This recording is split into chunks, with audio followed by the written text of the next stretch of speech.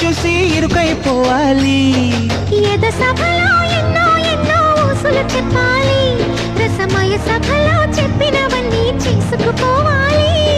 ప్రతిపక్షం నువ్వై ఉండి హద్దులు పెట్టాలి, ఆ ప్రతిపక్షం నేనై ఉండి యుద్ధం చేయాలి.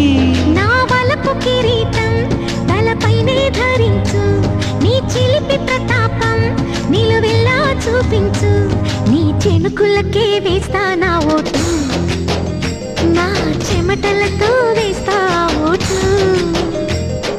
చిన్నగా చిన్నగా చిన్నగా మధ్య కన్నులు విప్పిన కన్నెగా నీ మగసిరి